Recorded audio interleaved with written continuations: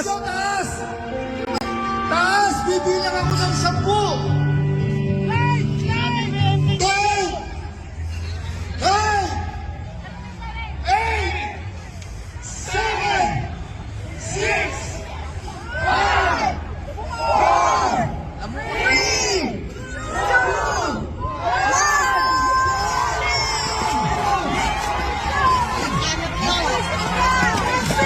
2! Okay, bibilang.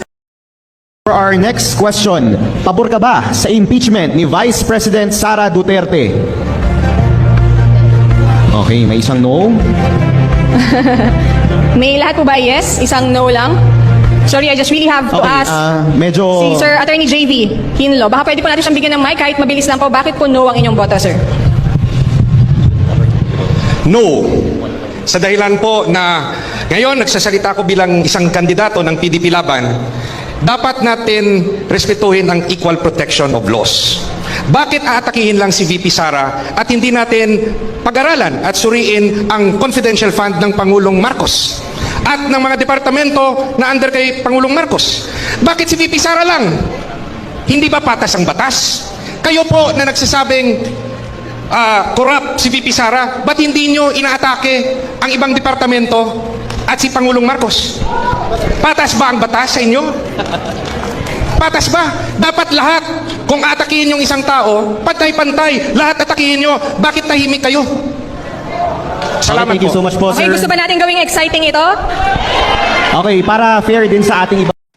All right, let's get back to our top story this hour. Now, the Philippines' former President Rodrigo Duterte has made his first appearance at the International Criminal Court after his arrest earlier this week. On his way to The Hague, Duterte posted a video message saying he will accept responsibility for his government's actions. Whatever happened in the past, I will be the front of our law enforcement and the military. I said this already, that I will protect you and I will be responsible for everything. All right, we can speak now to Rodrigo Duterte's former chief legal counsel and spokesperson, Salvador Panelo. Mr. Panelo, good to have you on the program with us. Thank you for taking the time to speak with us. I understand that you're in The Hague right now. Can you tell us more about how the situation with Rodrigo Duterte's case is unfolding? Let me correct you there. I'm not in The Hague. I'm still in the Philippines. Okay. What do you know about the case and how it's unfolding? Well, what I gathered from one or two lawyers there is that the preliminary hearing will start today. What more details do you know and can you share about Rodrigo Duterte's arrest? Second, please. What can you tell us about the circumstances surrounding Rodrigo Duterte's arrest? I understand he was returning from Hong Kong to the Philippines when it took place. What more can you tell us? Yes. He arrived from Hong Kong, and upon landing, he was arrested without the warrant of arrest. And then he was reached to the Villamore Air Base and detained there illegally. And several hours later, they barged him into the room where he was taking his dinner and was forcibly taken to the plane. From our point of view, that was an illegal arrest, that was an illegal detention, and that was kidnapping. That warrant of arrest, they were showing, came from a spurious source, which is the International Criminal Court. As far as this country is concerned, it has no jurisdiction. In fact, this government, through our president, has been saying that ICC has no jurisdiction. But well, we cannot understand why suddenly it has reversed its stand upon a request of the Interpol, which was requested by ICC. ICC that has no jurisdiction, requesting an agent, Interpol, to request the Philippine government to effect the arrest. And this government who has been saying that we have a legal system that is robust, that we are functioning legal system, and that this ICC has no jurisdiction, has effected the arrest upon the request of an agent of an ICC that has no jurisdiction. This is illegal. Under our law, a warrant of arrest issued by another jurisdiction, a foreign country, has to pass through a local court to validate that warrant of arrest. In the same way that under our extradition law, when a particular country wants a Filipino citizen plucked out of this country to face trial in the other country, it has to pass through the regular courts. Under the statute of the ICC, the same provision comes out that when ICC issues a warrant of arrest, that warrant of arrest has to be referred to the state member, and it has to pass through a judicial authority, and that never was done because he was immediately arrested, immediately detained, and kidnapped, forcibly flown out of the country. That is why I filed a petition for a writ of habeas corpus in behalf of the daughter of the former president, asking the court to produce and for this government, the government of the Philippines, to bring back the former president and to explain to the court why they did such illegal actions against the former president in violation of the law, even in violation of the statute, Rome Statute, and in violation of our Constitution. So this arrest comes 3 years after Duterte's term ended. Why do you think that he was arrested now? And why do you think the proper legal channels that you detailed for us, him appearing before a local court first, why do you think those legal channels were not properly followed? Simple, because the ultimate goal is 2020 presidential elections. The political enemies of the former president want them eliminated.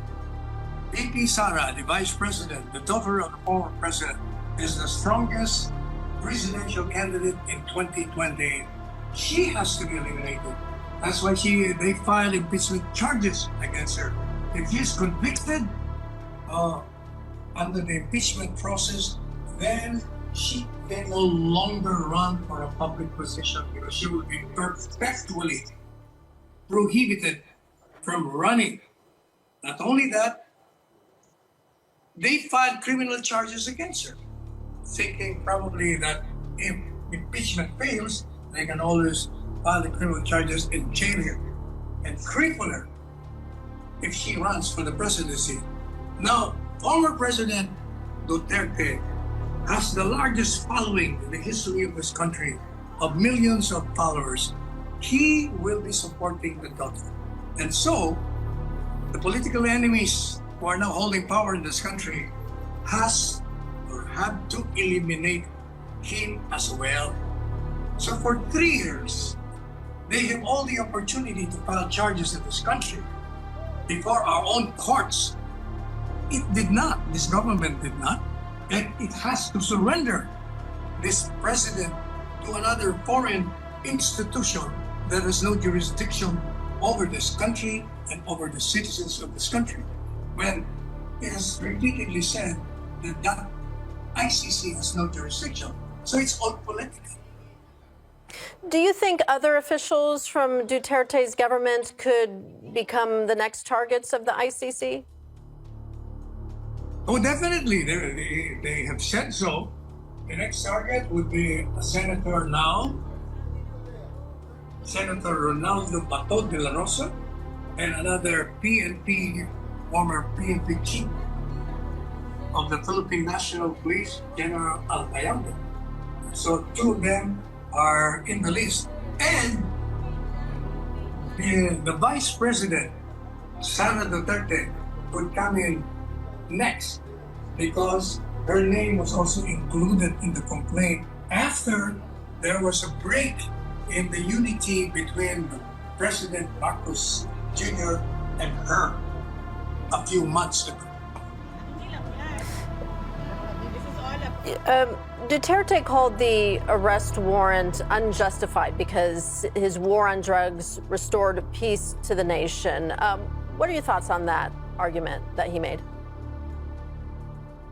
What's that again? What's the argument about the warrant? Right. Duterte says the arrest warrant is unjustified because his war on drugs restored peace to the nation. Do you think that's a valid argument? That is a valid argument, but that is not why we're saying that the warrant of arrest is unlawful.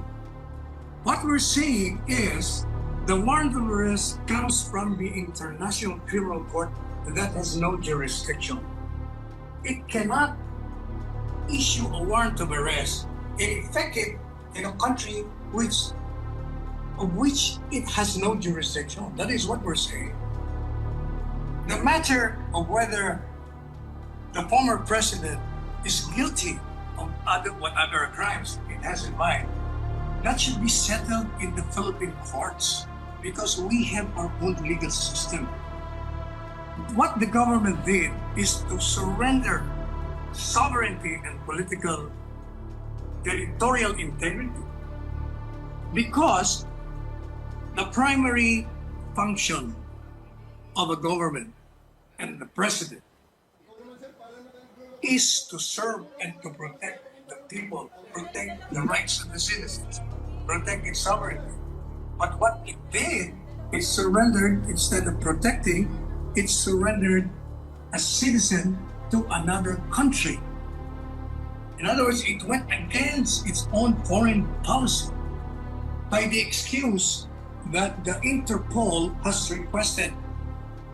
But the Interpol precisely has no authority to effect arrest. And it's only doing such because it was requested by the ICC, which has no jurisdiction. If ICC has no jurisdiction, necessarily the agent cannot have jurisdiction because it cannot rise above the principle. You worked Moreover,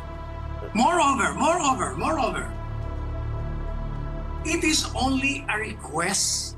If it is a request, this country is not compelled to grant it. It can deny. Because any request made by any foreign country in violation of the Constitution and in violation of the rights of the person sought to be arrested is definitely illegal. You worked with Duterte for a number of years. How would you assess his 5 years. contribution to stabilizing the situation in Philippines? Oh, when before he assumed the presidency, the illegal drug trafficking was so vast, it has affected a generation. The families have been dysfunctional. Criminality was at its highest rating, and then the economy is so bad, and there was no development in the infrastructure.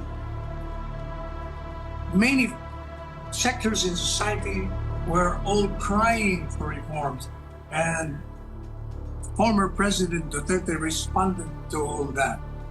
He stopped criminality, reduced it to the barest minimum. People could walk the streets without fear or apprehension.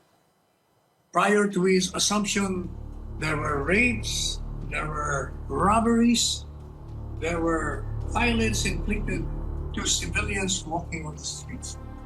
Prior to his assumption to the presidency, there were factories of illegal drugs being manufactured in this country, being pushed and being sold on the street, and even assisted by crooked policemen.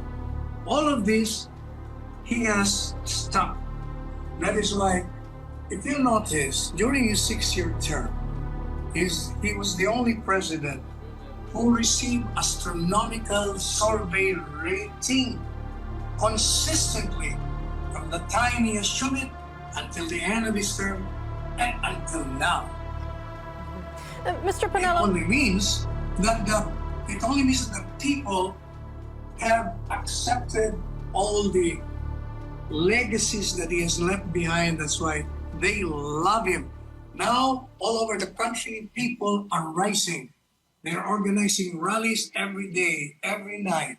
And I'm afraid that if this government does not bring back the former president, we will be having a political upheaval just like the previous many decades, 4 decades ago. You know, we really haven't seen much of a reaction to this arrest and the response there in the Philippines that you talked about coming from the West. Why do you think that is? Because you would think the arrest of a former head of state and that former head of state being brought to The Hague would be quite significant, and we really haven't had much of a response from the West. Why do you think that is? There is no response from whom? From the Western world. Normally, something like this you would think would make From big the news Western in the world. West. I don't know about that, but from what I know is that if they see what is happening in this country, then appropriate responses will be made from them. Talking about the ICC, it was back in 2020, the court said it was opening an investigation into U.S. war crimes in Afghanistan. But after President Trump imposed sanctions against the court, that inquiry was stopped. Why do you think the ICC made that decision? Simple. Because it is afraid of the United States. The United States is the biggest contributor in funds. Without the funds, it cannot operate. Okay, we're going to leave it there. Rodrigo Duterte's former chief legal counsel and spokesperson, Salvador Panelo. Mr. Panelo, thank you. Thanks for joining us and speaking with us about this today. Thank you also for having me.